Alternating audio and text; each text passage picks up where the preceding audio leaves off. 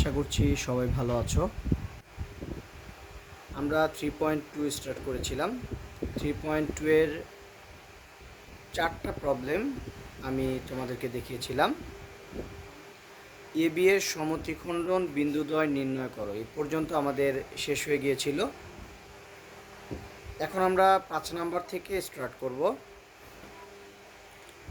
5 নাম্বারে বলা হয়েছে 3,7 বিন্দুটি এ বিকে কি অনুপাতে বিভক্ত করে। এখন আমাদেরকে প্রথমে জানতে হবে যে আসলে এ বিকে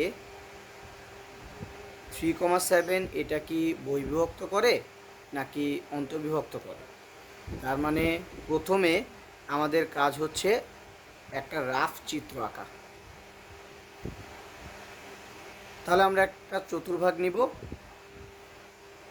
এ বি বসাবো, এ বি যোগ করব, 3,7 বিন্দুটা দিব, দেখব যে এটা আসলে অন্তর্বিভক্ত করে নাকি বহির্বিভক্ত করে।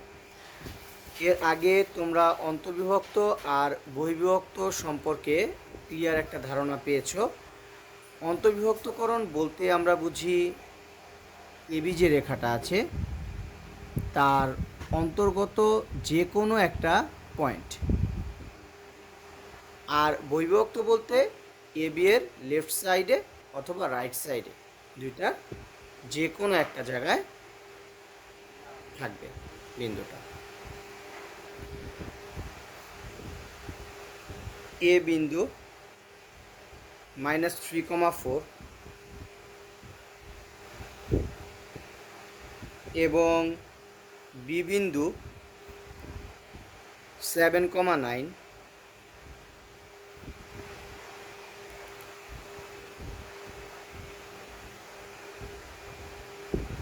এটা আমরা ধরে নিলাম। সরি, যেহেতু এ বি দেওয়া ছিল এটা ধরার কোনো প্রয়োজন নেই।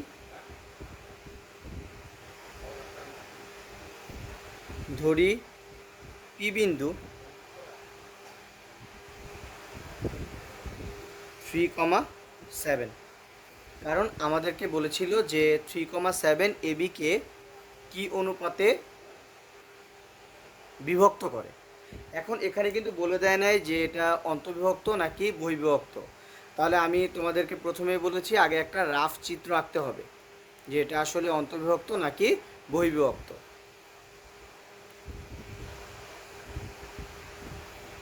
তাহলে আমরা রাফ চিত্রটা যদি আঁকতে যাই, এখানে তোমাদের একটা বিষয় একটু বোঝার আছে, সেটা হলো এটা কিন্তু এক্স মাইনাস ওয়াই প্লাস, তার মানে সেকেন্ড কোয়াড্রেন্ট।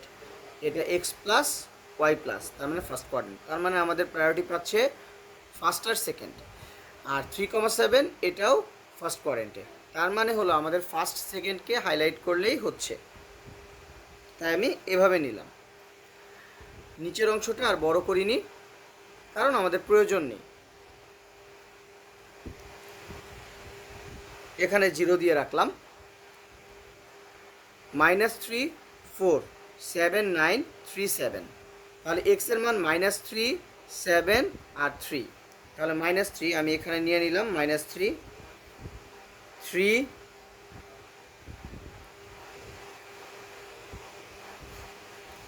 7।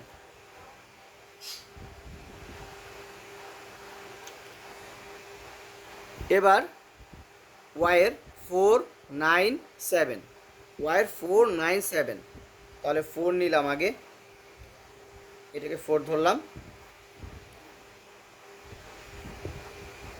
7 ধরলাম। যদিও প্রপোর্শনটা ঠিক নেই, আমি আগেই বলেছি এটা একটা রাফ চিত্র। তাহলে দেখো -3,4, তাহলে -3,4 হিসেবে পয়েন্টটা আসছে এখানে, -3,4 এ পয়েন্ট। বি 7,9, 7,9, তার মানে এখানে কোথাও 7,9, 3,7। এখন দেখো আমরা আগেই এ বিকে যোগ করে দিচ্ছি। তাহলে এটা হচ্ছে এ, এটা হচ্ছে বি। এখন পি পয়েন্টটা দেখো 3,7, তাহলে 3,7 মানে হলো আমি এই পয়েন্টটা পাচ্ছি, এটাই কিন্তু আমাদের পি পয়েন্ট।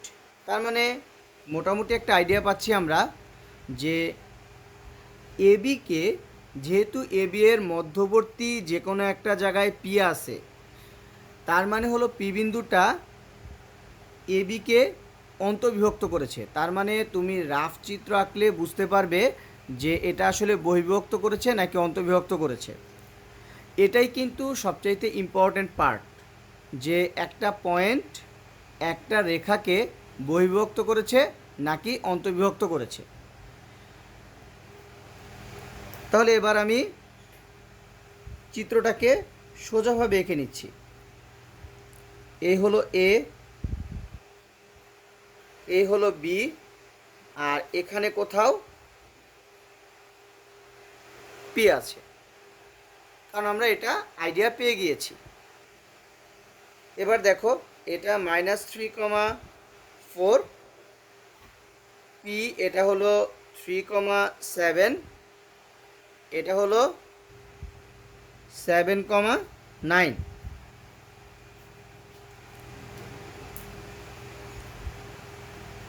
এখন আমরা ধরে নিচ্ছি পি বিন্দুটা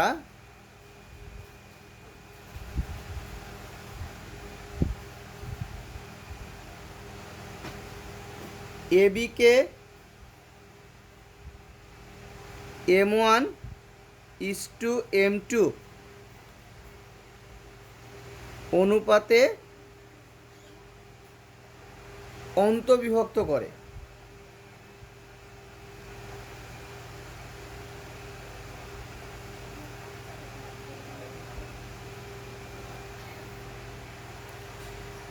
এখন তার মানে দাঁড়াচ্ছে M1:M2, তার মানে আমাদের এই অংশটা হলো M1 আর এই অংশটা হলো M2।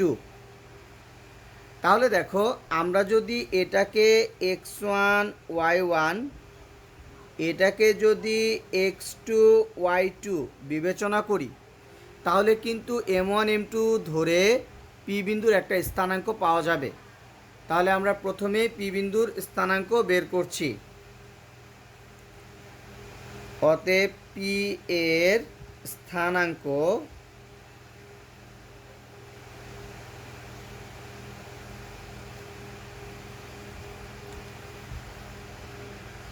x1 y1 x2 y2 m1 m2। আমরা জানি সূত্র অনুসারে m1 x2 m1 x2, তার মানে 7 m1 অন্তর্বিভক্ত, তার মানে প্লাস m2 x1, তার মানে -3 m2 divided by m1 plus m2।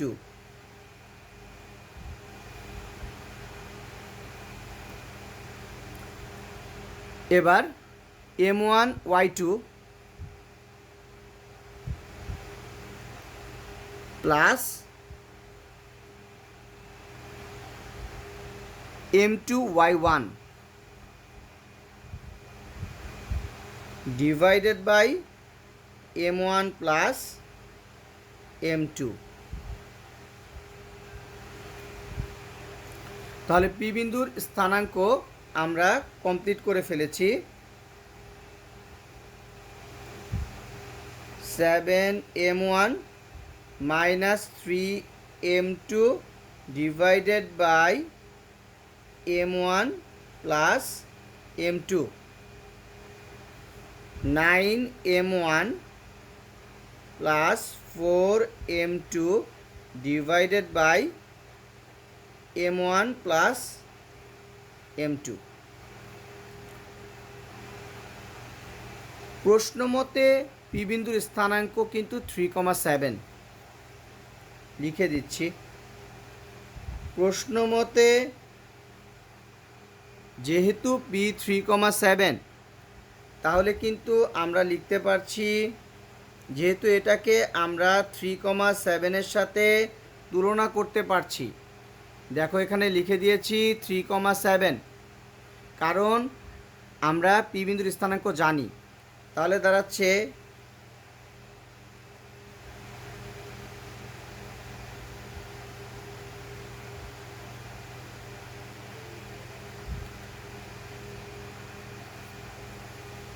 Equal two 3, কারণ এটা ভুজ, এই 3ও ভুজ, তাহলে এটা ইকুয়াল টু 3 লিখতে পারবো। তাহলে এবার আমরা আর গুণন করে ফেলি। 7m1 minus 3m2 equal to 3m1 plus 3m2। আমরা m1 এরগুলা এক সাইডে রাখছি আর m2 এরগুলা আরেক সাইডে রাখছি, তার মানে 4m1 ইকুয়াল টু 6m2। এখন আমাদের কিন্তু অনুপাত বের করতে হবে, যেহেতু আমাদের অনুপাত বের করতে হবে তার মানে আমাদের টার্গেট হচ্ছে m1/m2 নির্ণয় করা, m1/m2। তাহলে দেখো এটা 4m1 ইকুয়াল টু 6m2, তাহলে m1/m2 ইকুয়াল টু, আমরা যেহেতু এখানে 4m1 ইকুয়াল টু 6m2 পেয়েছি, তার মানে m1/m2 করলে 6/4 হবে। তাহলে আমরা এটাকে 6/4 লিখে ফেলছি, তার মানে দাঁড়াচ্ছে m1/m2 ইকুয়াল টু 6/4, এটাকে কাটাকাটি করলে 3/2, তার মানে m1:m2 ইকুয়াল টু 3:2। অতএব 3,7 বিন্দুটি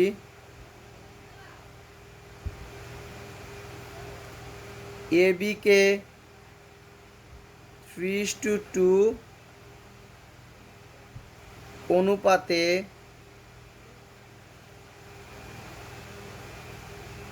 অন্তর্বিভক্ত করে।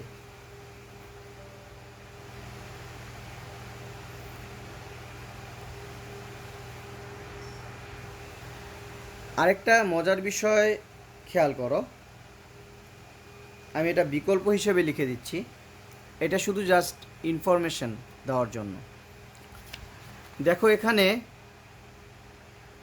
আমরা 3 নিয়ে কাজ করেছি, এখন প্রশ্ন হচ্ছে 7 নিয়েও তো আমরা কাজ করতে পারতাম, তাহলে 7 নিয়ে আমরা কাজ করলাম না কেন? আসলে কি, তুমি যে কোনো একটা 3 অথবা 7 যে কোনো একটা নিয়ে কাজ করলেই হবে, যে কোনো একটা। তাহলে আমি 7 দিয়েও ক্যালকুলেশনটা করে দেখাচ্ছি। 9m1 plus 4m2 divided by m1 plus m2 equal to 9m1 plus 4m2 divided by m1 plus m2 equal to 7। তাহলে আমি 7 দিয়ে নিচ্ছি। তাহলে দেখো 9m1 plus 4m2 equal to 7m1 plus 7m2। তাহলে m1 একত্র করলে 2m1 আর m2 একত্র করলে 3m2, তার মানে দাঁড়াচ্ছে m1/m2, এটা যদি আমরা করি তাহলে 3/2। অতএব m1:m2 ইকুয়াল টু 3:2। তার মানে আমরা 3:2 অনুপাতে অন্তর্বিভক্ত করে এটা জানতে পারলাম। দেখো এখানেও কিন্তু যখন 3 নিয়ে কাজ করেছি তখনও 3:2 এসেছে। তাহলে আশা করি এটা ক্লিয়ার হয়ে গিয়েছে। এবার প্রশ্নটা খেয়াল করো, আমরা 5 নাম্বার শেষ করেছিলাম, এবার আমরা 6 নাম্বারে যাচ্ছি। 27,19 বিন্দুটি এবিকে কি অনুপাতে বিভক্ত করে? তার মানে আগের কনসেপ্টেরই ম্যাথ। হ্যাঁ, আমি তোমাদেরকে প্রত্যেকটা অঙ্কই যেন তোমরা টাইপ প্রত্যেকটা পাও সেজন্য আলাদা আলাদা করে দিয়ে দিয়েছি। 5 নাম্বার 6 নাম্বার একই রকম লাগলেও আসলে 6 নাম্বারে আমরা চিত্র আঁকলে দেখতে পারবো যে এটা বহির্বিভক্ত করে, তাই আমি চাচ্ছি এটা করে দিতে। আমরা এবার তাহলে 6 নাম্বার স্টার্ট করছি। আমরা এখন 6 নাম্বারে যাচ্ছি। এ বিন্দু -3,4 এবং বি বিন্দু 7,9। ধরি পি বিন্দু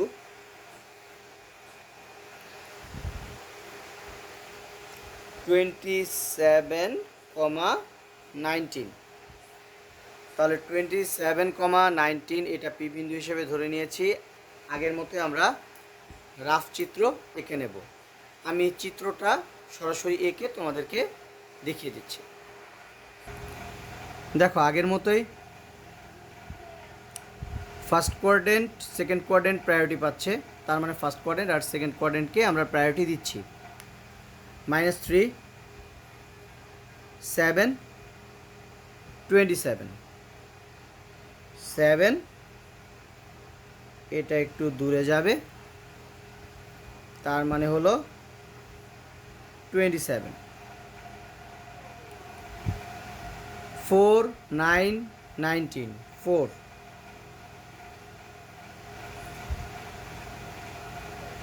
9, 19। তাহলে -3,4 পয়েন্ট দিয়ে নিলাম, 7,9, 7,9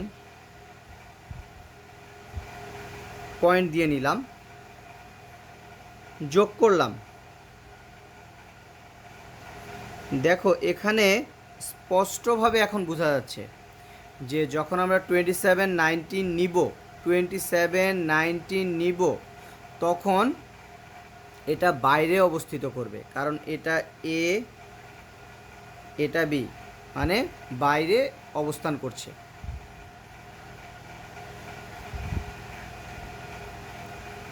এই হলো আমাদের সেই 27,19, মানে যেটা পি বিন্দু। তাহলে এবার আমরা চিত্রটা এঁকে নিচ্ছি।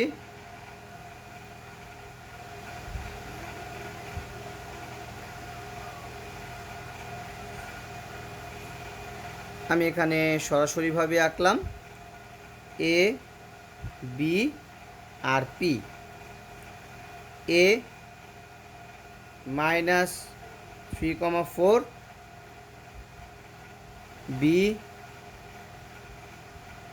7,9 এবং পি এটা 27,19। এখানে তোমাদের সুবিধার্থে আমি এটা মার্ক করে দিচ্ছি। এখন দেখো, এই অংশটুকু এটা কিন্তু এ বি এর অংশ না, এটা কিন্তু বৃদ্ধিকৃত অংশ। তার মানে দাঁড়াচ্ছে, আমি যদি এখানে আরেকবার চিত্রটা বড় করে আঁকি,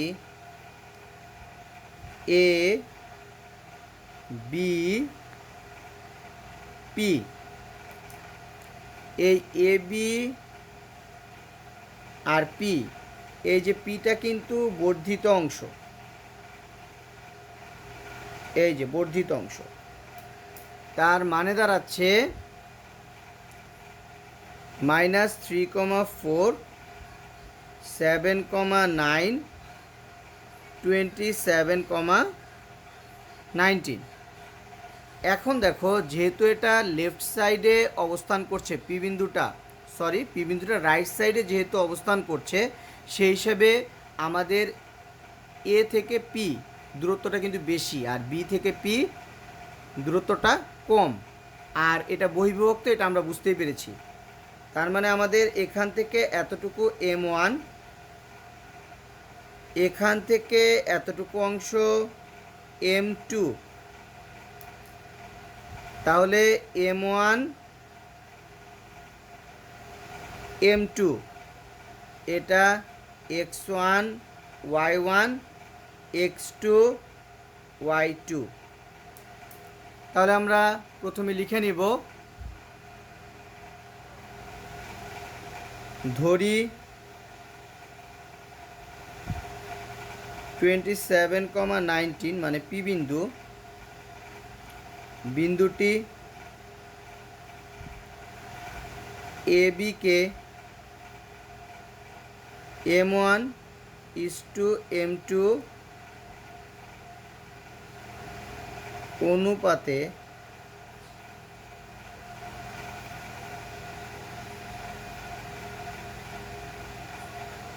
বহির্বিভক্ত করে।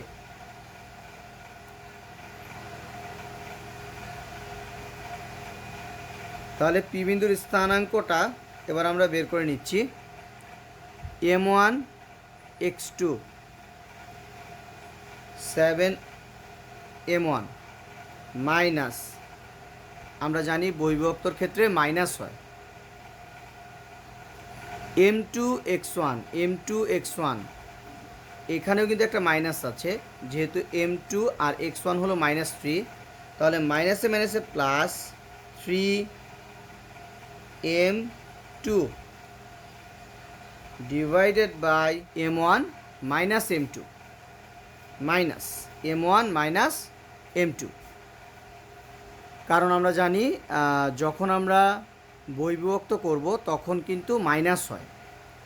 9M1 মাইনাস 4M2, কারণ এটা M2 আর এটা y1 divided by M1 minus M2। তাহলে এই অংশটা সমান সমান আমরা লিখতে পারছি কিন্তু 27,19, তার মানে এটা ইকুয়াল টু 27 আর এই অংশটা ইকুয়াল টু 19। তুমি দুইটার যে কোনো একটা অংশ নিয়ে কাজ করলেই হবে। তাহলে আমি প্রথম অংশটা নিয়ে কাজ করছি। প্রশ্ন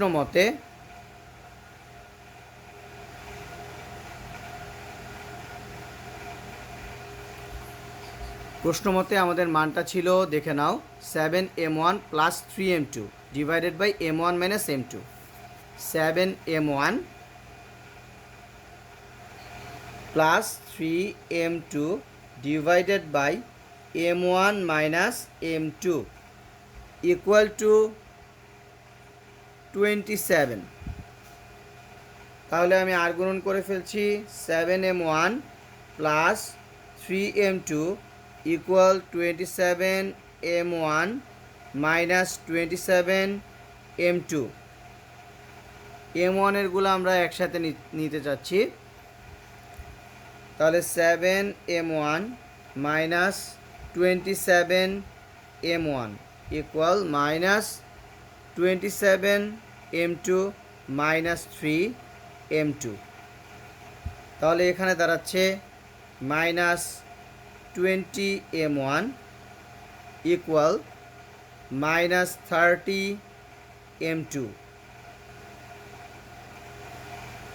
মাইনাস মাইনাস ক্যান্সেল হয়ে গেলে 20M1 ইকুয়াল টু 30M2।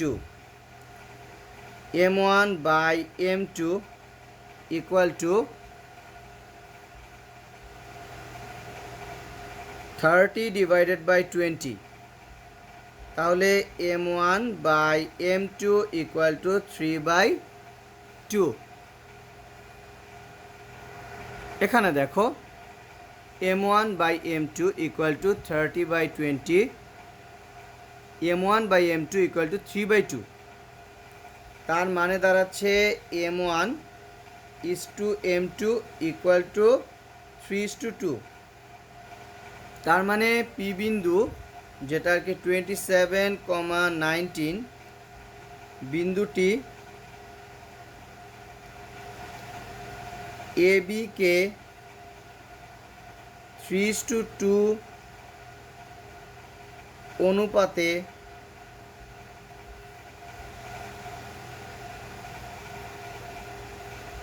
বহির্বিভক্ত করে।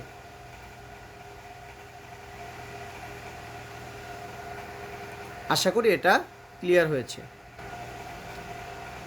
এখন আমরা 7 নাম্বারটা দেখছি। এবি রেখাটি এক্স অক্ষকে কি অনুপাতে বিভক্ত করে? আগের যে থিমগুলো পেয়েছি তার সাথে এটার সম্পূর্ণ মিল আছে। 8 নাম্বারটা খেয়াল করো, এবি রেখাটি ওয়াই অক্ষকে কি অনুপাতে বিভক্ত করে? তার মানে দাঁড়াচ্ছে এক্স অক্ষের ক্ষেত্রে যদি আমরা বিবেচনা করি এক্স অক্ষ, তাহলে সেক্ষেত্রে কিন্তু এক্স অক্ষের উপর ওয়াইয়ের মান 0 হয়। আর যেহেতু এক্স অক্ষের কথা বলেছে, এক্সের মান কত সেটা কিন্তু আমরা জানি না, কারণ ভুজের মান তার মানে অজানা আর কোটির মান 0। তাহলে এবার আমরা স্টার্ট করছি। এবার আমরা 7 নম্বরে যাচ্ছি। এ -3,4 এবং বি 7,9 এক্স অক্ষের উপরস্থ বিন্দু, এক্স অক্ষের উপরস্থ বিন্দু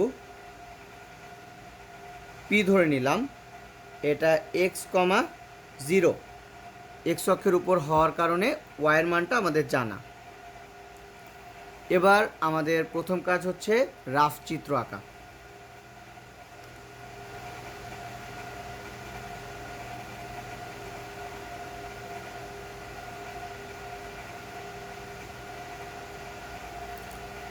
এ বি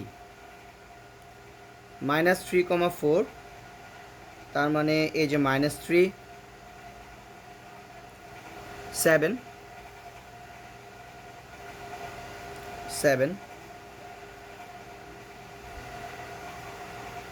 4 9 4 9, তার মানে -3,4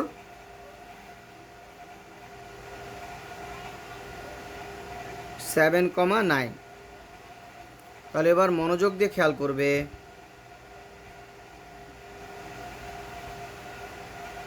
এ বি, তাহলে এবার দেখো আমরা যদি এটাকে পেছনের দিকে বাড়াই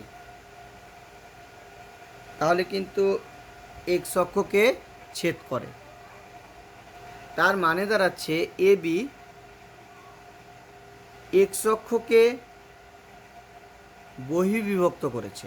বহির্বিভক্ত কেন করেছে? কারণ এ বিকে আমরা যখন এর দিকটা থেকে বাড়াচ্ছি তখন কিন্তু এক্স অক্ষটা পেয়েছি।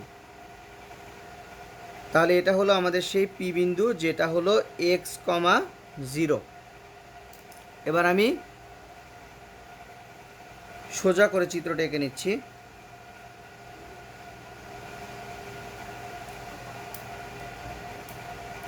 খেয়াল করো, যে অংশটা মার্ক করছি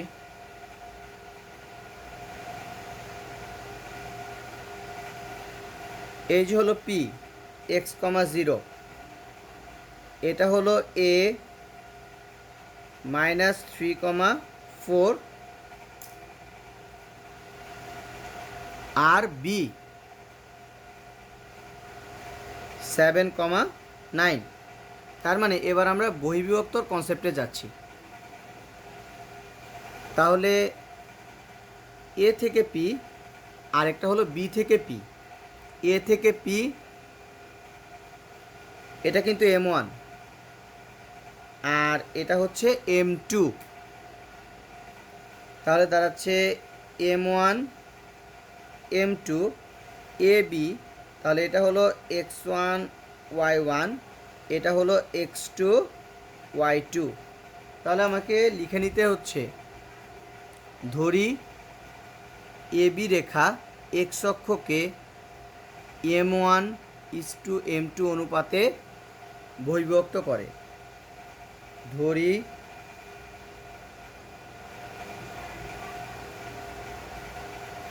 এবি রেখা এক্স অক্ষকে M1:M2 অনুপাতে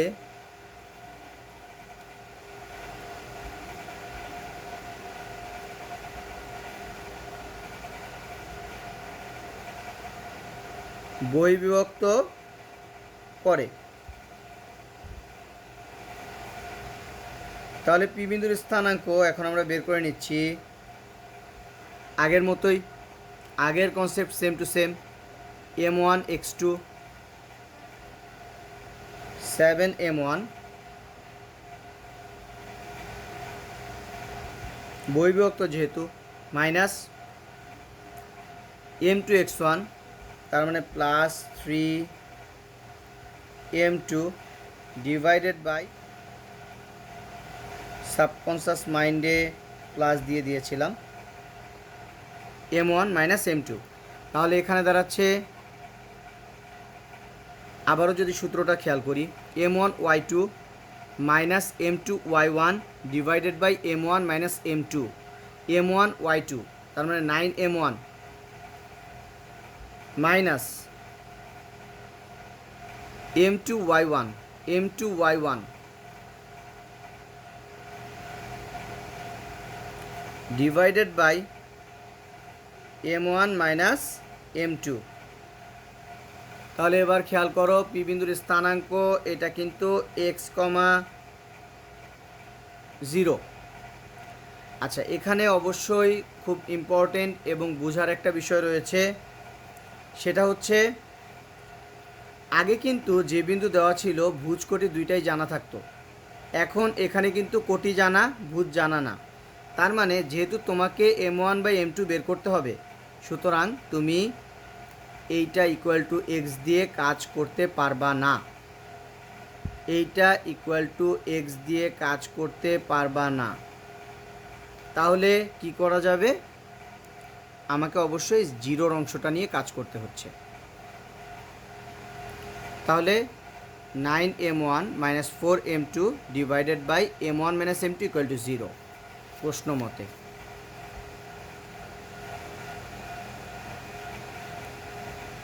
প্রশ্ন মতে 9M1 minus 4M2 divided by M1 minus M2 equal to 0। আরেকবার চেক করে নিচ্ছি, 9M1 minus 4M2 divided by M1 minus M2 equal to 0। তাহলে এবার লক্ষ্য করো, 9M1 minus 4M2 equal to 0 আর গুণন করেছিলাম, তাহলে 9M1 ইকুয়াল টু 4M2, তাহলে দাঁড়াচ্ছে M1 by M2 equal two 4/9, তার মানে M1:M2 ইকুয়াল টু 4:9। এখন দাঁড়াচ্ছে 4:9 অনুপাতে বহির্বিভক্ত করেছে এবি রেখা এক্স অক্ষকে। অতএব এবি রেখাটি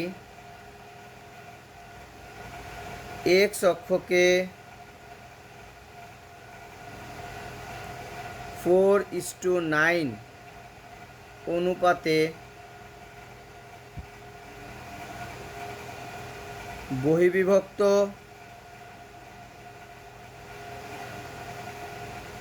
করে। এখন এক্সট্রা একটা অংশ দেখিয়ে দিচ্ছি, মার্ক করে দিচ্ছি আর কি।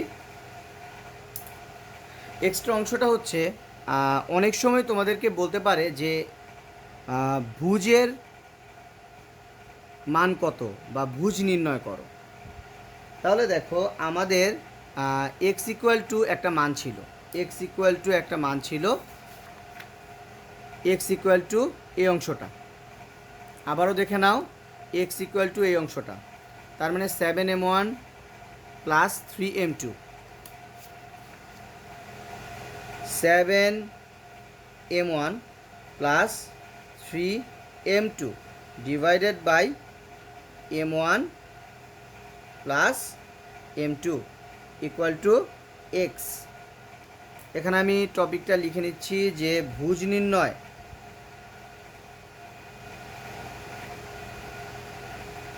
ভুজ নির্ণয়। তাহলে খেয়াল করো,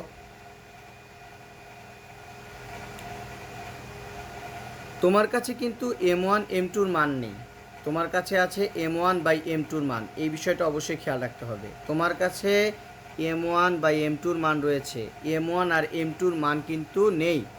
ভাগফল 4/9 মানে যে m1-এর মান 4, m2-র মান 9 এমন কিন্তু না, এটা অবশ্যই লক্ষ্য রাখবে। তাহলে দেখো, আমি যদি এটাকে m2 দ্বারা ভাগ করি, এটাকেও m2 দ্বারা ভাগ করি, তাহলে দাঁড়াচ্ছে 7 into m1 by m2 plus 3 divided by m1 by m2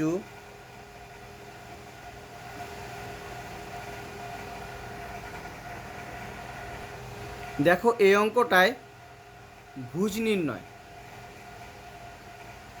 ভুজ নির্ণয় করতে বলতে পারে, কারণ আমরা কিন্তু একটু আগেই দেখেছি যে এক্স দিয়ে আমরা কাজ করতে পারছিলাম না।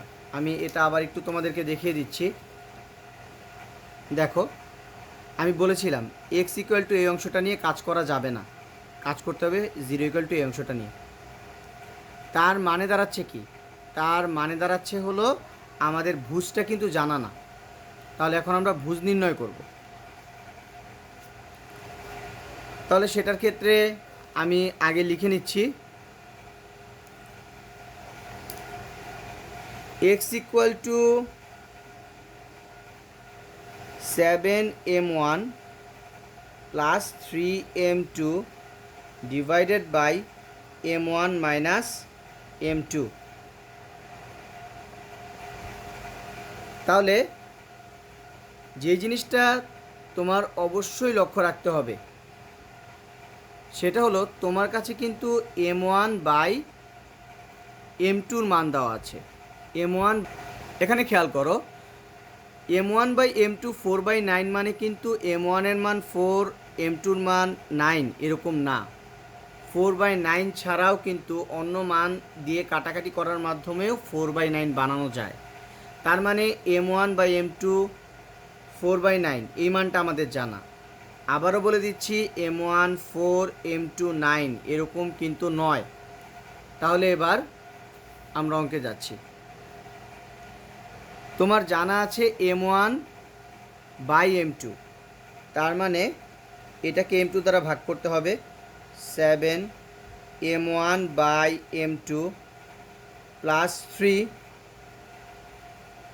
m1 by m2 minus 1। তাহলে 7 ইন্টু m1 বাই m2 এটা হলো কত? 4/9 প্লাস 3, এখানেও 4/9 মাইনাস 1। এখন নর্মাল ক্যালকুলেশন, 9 লসাগু, 4 7 28,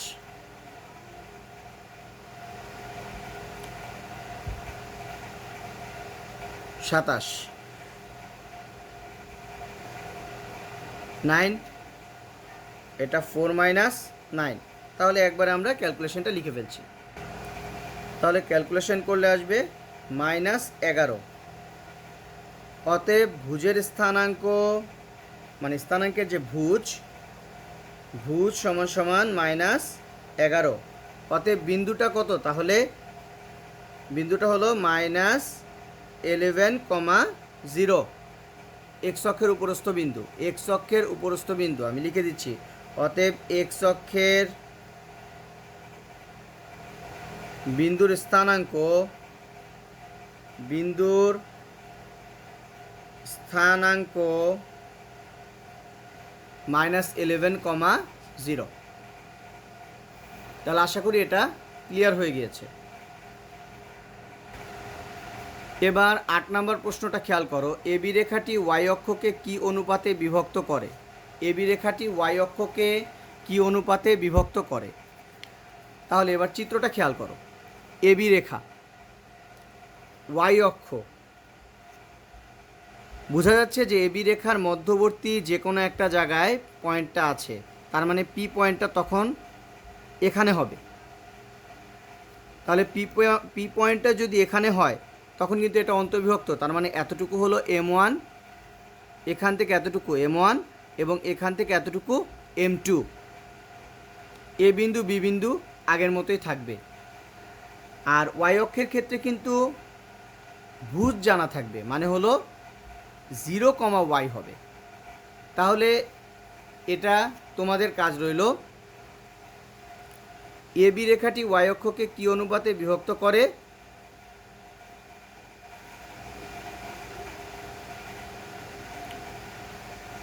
ভুজের স্থানাঙ্ক আমরা এর আগেরটাই বের করেছিলাম, এবার হলো কোটির স্থানাঙ্ক নির্ণয় করো।